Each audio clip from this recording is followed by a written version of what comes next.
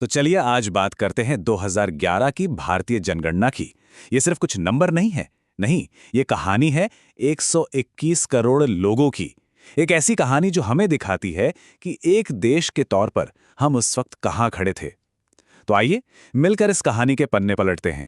अच्छा, इस पूरे काम का मकसद सिर्फ गिनती करना नहीं था। इसका थीम था हमारी जनगणना हमारा भविष्य।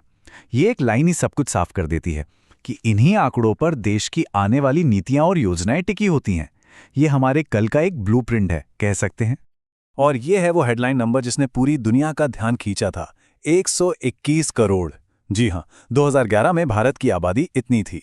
चीन के बाद हम दुनिया में दूसरे नंबर पर थे। इस संख्या का जो स्केल है वो अपने आप में ही कल्पना से परे है।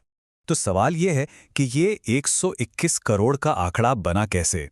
2001 से 2011 के बीच मतलब 10 साल में हमारी आबादी करीब करीब 17.64% बढ़ गई। हर स्क्वायर किलोमीटर में औसतन 382 लोग रह रहे थे, जो साफ साफ जमीन पर बढ़ते दबाव को दिखाता है। और एक बहुत ही दिलचस्प बात यह है कि तब भी भारत की लगभग 69% आबादी गांवों में ही बसती।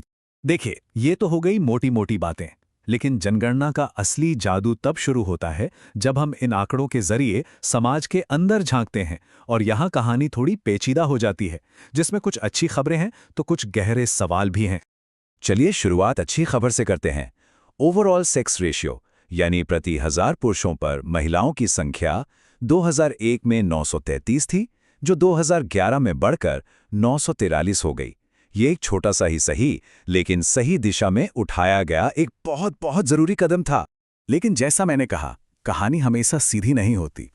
जब हम इन आंकड़ों को थोड़ा और करीब से देखते हैं, खासकर बच्चों के मामले में, तो एक बेहद परेशान करने वाली तस्वीर उभरकर सामने आती है। और वो चिंताजनक तस्वीर ये है, 0 से 6 साल के बच्चों के बीच का लिंगानुपात 927 से घटकर 919 पर आ गया। ये समाज के सामने एक आईना था जो भविष्य के लिए कई गंभीर सामाजिक सवाल खड़े कर रहा था। अब आते हैं कहानी के अगले अध्याय पर, साक्षरता। एक ऐसा मोर्चा जहां भारत ने वाकई लंबी छलांग लगाई थी, लेकिन मंजिल अभी भी थोड़ी दूर थी। 2011 में भारत की लिटरेसी रेट 74.04% पर पहुंच गई। ये एक ऐतिहासिक पड़ाव था, सच में। आज़ादी के बाद पहली बार देश की 3/4 आबादी पढ़ लिख सकती थी। लेकिन ये जो बार चार्ट है, ये कहानी के उस अधूरे हिस्से को दिखाता है। पुरुषों की साक्षरता दर 82% से भी ज्यादा थी, जबकि महिलाओं के लिए ये आंकड़ा सिर्फ 65% के आसपास था। ये जो बड़ा फासला है, ये दिखाता है कि शिक्षा के क्षेत्र में जेंडर इक्वालिटी एक बहुत बड़ी चुनौती बनी हुई थी। देखिए, भारत की कहानी कोई एक कहानी नहीं है, बल्कि कई कहानियों से मिलकर बनती है।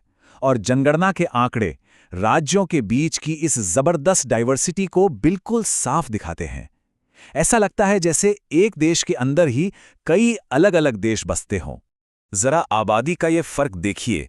एक तरफ है उत्तर प्रदेश, जिसकी आबादी लगभग 20 करोड़ थी, मतलब दुनिया के कई बड़े बड़े देशों से भी ज्यादा। और दूसरी तरफ है सिक्किम, जिसकी आबादी सिर्फ 6 लाख से कुछ ही ज्यादा थी। यही कॉन्ट्रास्ट हमें साक्षरता में भी दिखता है। केरल, जहां लिटरेसी रेट लगभग 94% थी, वो विकसित देशों को टक्कर दे रहा था। वहीं दूसरी ओर बिहार में ये दर करीब 62% थी। ये आंकड़े देश के असमान विकास की एक बहुत ही साफ तस्वीर पेश करते हैं। अब एक बात और, 2011 की जनगणना सिर्फ आंकड़ों का एक दस्तावेज नहीं थी। ये अपने आप में एक टेक्नोलॉजिकल माइलस्टोन थी, जिसने भविष्य की जनगणना के लिए एक नया रास्ता दिखाया। ये समझना भी जरूरी है कि ये पूरी एक्सरसाइज एक लंबी विरासत का हिस्सा है। भारत में 1872 से जनगणना हो रही है, और 1881 से तो ये हर 10 साल में बिना रुके होती आई है। 2011 की जनगणना इसी मजबूत परंपरा की 15वीं कड़ी थी। 2011 की जनगणना इसलिए भी खास थी क्योंकि इसमें कई चीजें पहली बार हुई।